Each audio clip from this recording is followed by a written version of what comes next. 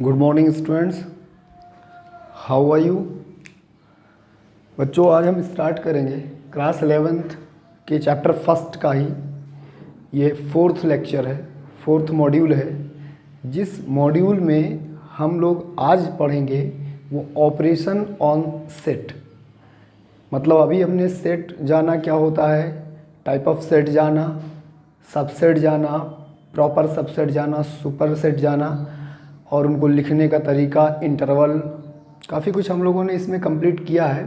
अब ये नेक्स्ट इसका जो है टॉपिक वो है union and intersection, and this is most important for this chapter and for the next classes also.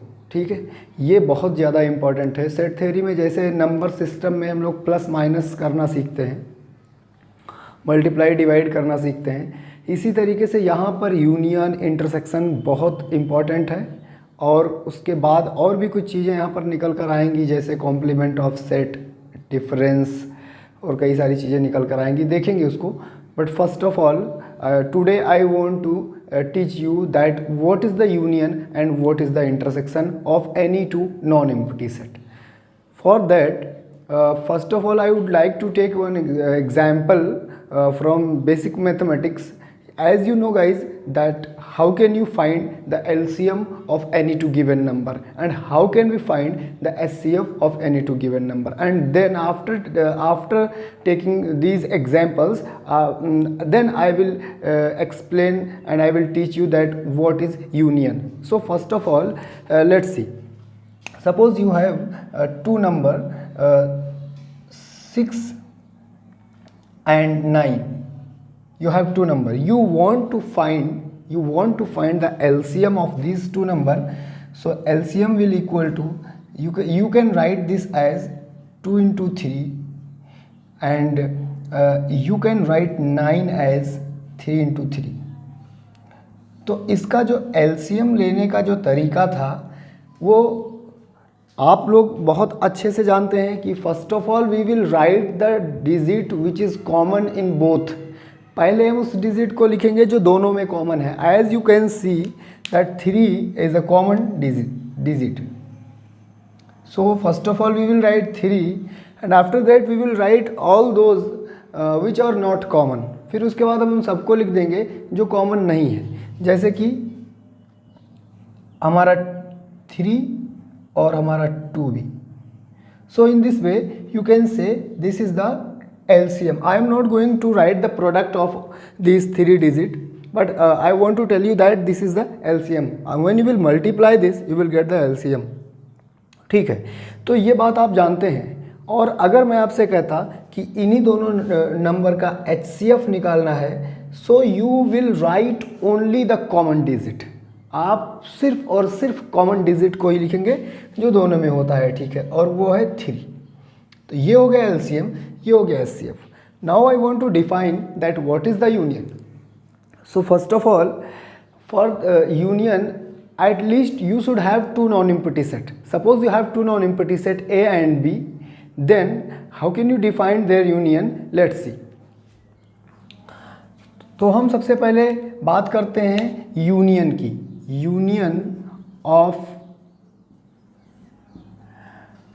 Two sets, दो सेट के यूनियन की बात करेंगे। जैसे कि यूनियन के नाम से ही क्लियर है, यूनियन संघ, इकट्ठा होना, सबको इकट्ठा करना, कंबाइन करना, ठीक है, ये उसके नाम से क्लियर है, ठीक है। तो अगर हम ये कहें कि हमारे पास कोई भी दो सेट हैं, late A and B be any two non-empty set, any two non-empty set, then their union is defined as, union is denoted as A union B। हम उसको इस तरह डिनोट करेंगे, A union B। This is a symbol for the union. इस symbol का हम use करेंगे union के लिए। तो जो यूनियन है वो इस तरीके से डिनोट होगा। एंड डिफाइंड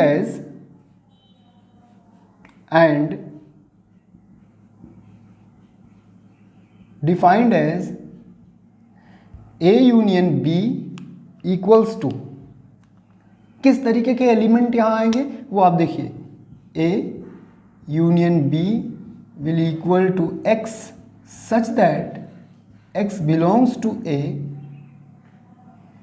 और x belongs to B। या कॉमन, ये तो ऐसी बात हो गई जो या तो A में है या तो B में है, और अगर x दोनों में आता है तो भी हम उसको कंसीडर करेंगे, लेकिन एक बार। ठीक है, अब चलो इसको समझते हैं। अगर हम ये कहें आपसे कि हमारे पास कोई भी जो नॉन एम्प्टी सेट है ए और बी और उनका यूनियन निकालना है, तो आप सबसे पहले उनके यूनियन को तो आप इस तरह डिनोट करोगे A union B, you will and read it A union B, और उसको पढ़ोगे कि ये ए यूनियन बी है। फिर ये भी एक सेट होगा, ये भी एक सेट होगा, उस सेट में जो एलिमेंट आ रहे होंगे वो एलिमेंट कैसे होंगे, या तो वो ए के एलिमेंट होंगे या तो बी के। मतलब अगर ए में जो एलिमेंट आ रहे हैं वो भी आएंगे और बी में जो आ रहे हैं वो भी आएंगे। But as you know guys that in the set theory we cannot repeat the element, so it should be in your mind that if any element belongs in A as well as in B, so you cannot write it two time, you will only write single time। ठीक है, आप ये बात अपने दिमाग में रखें कि अगर कोई एलिमेंट A और B दोनों में है तो ऐसा ना हो कि हमको A का भी लेना है B का भी लेना है तो हम उसको दो बार लिख रहे हैं। नहीं नहीं, हमें उसको एक ही बार लिखना है। जैसे यहाँ पर आप देख रहे थे कि यहाँ पर देखिए दोनों में था तो भी मैंने इसको एक ही बार लिखा है। तो ये होता है यूनियन। ठीक है, कि अगर हमारे पास कोई भी दो सेट है तो जो दो कॉमन जो एलिमेंट दोनों में आते होंगे उनको हम लिखेंगे। एग्जाम्पल के लिए मैं आपको समझाता हूँ। सपोज कर लीजिए कि आपके पास एक सेट है जिसमें एलिमेंट है 1 2 3 और 4, और एक ऐसा सेट B है जिसमें एलिमेंट है 4 5 और 6। आपसे किसी ने कहा कि what will be the A union B, तो अब आप यहीं पर समझिए आपको करना क्या है कि A के सारे एलिमेंटों को लेना है। आपने लिख लिया 1 2 3 4, फिर B के भी एलिमेंटों को लेना है। So here you can see that 4, लेकिन हम 4 एक बार लिख चुके हैं तो हम 4 को दोहराएंगे नहीं, no need to write it again. 5 and 6, this is the union of A and B। In this way you can find union of any two non-empty set, and diagrammatically if you want to know that what is the union, then this diagram, Venn diagram represent A union B। ये जो diagram आप देख रहे हैं वो A union B को represent कर रहा है, क्योंकि इसमें सब आ रहे हैं, सारे एलिमेंट आ रहे हैं। So this is the concept of union. It is too much easy, you can easily find out the union of any two non-empty set। आपको इसको ध्यान रखना है और आप आसानी से किन्हीं भी दो नॉन एम्प्टी सेट का यूनियन कैलकुलेट कर सकते हैं। ठीक है, अब इसको आप कंप्लीट करें, मैं आपको बताता हूं what will be the intersection of any two non empty set. Okay,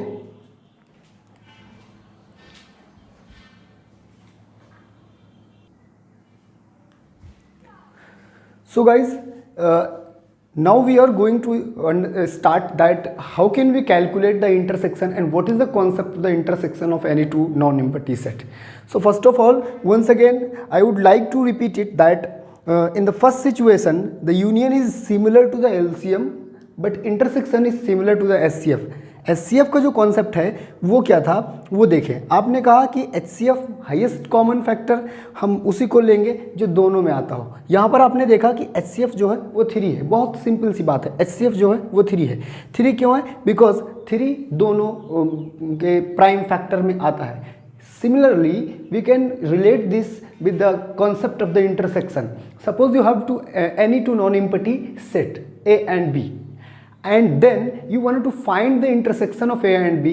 Then in the set of the intersection of A and B, the element will lie which belongs to both set. That is, it belongs to A as well as and it belongs to B. So in this way you will get a one set, and that set will called the intersection set of A and B. Okay, so let's see the definition, and after that I will take one example, and with the help of the diagram I will also explain you. So suppose you have any two non-empty set, let A and B be any two non-empty set, any two non empty set. आप suppose कर लें कि A और B कोई भी दो non empty set है, then their intersection is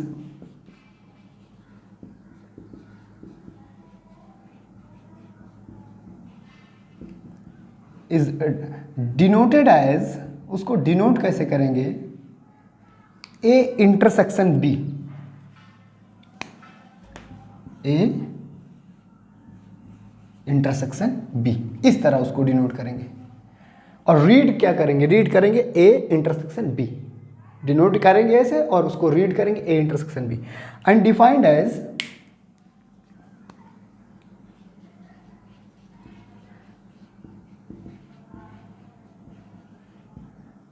A intersection B will equal to X such that X belongs to A and not R, and it is compulsory that X should belong to both set. X belongs to A and X belongs to B. अगर X किसी एक set में आता है तो वो intersection में कभी नहीं आ पाएगा। ठीक है, तो ऐसा जब हमें इंटरसेक्शन निकालना होगा तो हमें ये देखना होगा कि ऐसे कौन से एलिमेंट हैं जो दोनों सेट में कॉमन है, कॉमन पोर्शन को इंटरसेक्शन कहेंगे। ठीक है, और उससे बनने वाले सेट को intersection of A and B कहेंगे। ठीक है, तो आपने डेफिनेशन जाना, बिलोंग्स डिनोट करने का आपने तरीका जाना कि हम इसको इस तरह डिनोट करेंगे ए और रीड करेंगे A intersection B, this is the definition. Now you can take one example here. Suppose we are going to consider the same set. We are going to consider the same set that A is equal to 1, 2, 3 and 4, and set B is equal to 4, 5, 6, 7. Now A intersection B आपने जैसे समझा है बिल्कुल वही करना है जो दोनों में कॉमन हो। You can see 1, 2, 3, 4 and 4, 5, 6, 7. So this is a common element in both sets. So in the set of intersection only 4 will came. Intersection के सेट में सिर्फ 4 आएगा। For example, you can see from this diagram also. This is A intersection B. This part. आपके पास कोई भी दो non empty set थे, ये सेट A है और ये सेट B है, कोई भी दो नॉन एम्प्टी सेट थे। इन दोनों सेटों का इंटरसेक्शन जब निकालेंगे तो जब कभी हमको जो कॉमन पार्ट मिलेगा दोनों का, जो दोनों में आता हो, देखिए ये वाला पोर्शन कॉमन है जो दोनों में आता हो, ए में भी है, इधर से देखेंगे तो ए में भी है, उधर से देखेंगे तो बी में भी, उसी पार्ट को हम इंटरसेक्शन कहते हैं। इन केस कभी कभी ऐसा होगा कि हमारे पास ऐसे सेट मिलेंगे जिनमें कुछ भी कॉमन नहीं होगा, वो बिल्कुल अलग होंगे, कुछ भी कॉमन नहीं होगा। Such type of set are called disjoint set and their intersection will be equal to 5. So in this case if you have any two non empty set such that their intersection is equal to 5, अगर आपको ऐसा कुछ मिलता है कि उनका intersection आपको 5 मिलता है, 5, तो आप ये कहेंगे कि A and B are disjoint, अलग अलग है, बिल्कुल एक दूसरे में इनका कुछ भी कॉमन नहीं है। तो ये था यूनियन और इंटरसेक्शन का एक छोटा सा कॉन्सेप्ट और बहुत इजी था। ठीक है, पर इस पर बहुत सारा क्वेश्चन आपको मिलने वाला है। सो अगर आपने पिछली एक्सरसाइज वीडियोस को देखा है तो बहुत अच्छी बात है, नहीं देखा तो उनको आप देखें एक एक करके, क्योंकि सब में कहीं ना कहीं यूज़ है। जैसे यूनियन इंटरसेक्शन की बात करेगा, आपको सेट जो है वो सेट बिल्डर फॉर्म में दिए होंगे या इंटरवल फॉर्म में दिए होंगे। So you should know that how can you convert it in the tabular form, and after that it will become easy to you to find out the union and intersection. And up to this topic आपको जो भी चीज़ें मिलेंगी वो एक दूसरे से relate होंगी। ठीक है, तो इसलिए पिछली लेक्चर्स को भी आप देखें और इसको देखें और इससे जुड़े एग्जाम्पल्स क्वेश्चंस सॉल्व करें। और अगर कोई प्रॉब्लम आती है तो आप कमेंट सेक्शन में आके अपनी प्रॉब्लम बता सकते हैं कि हाँ मुझे ये समझ नहीं आ रहा है। So you can ask me. Okay, thank you.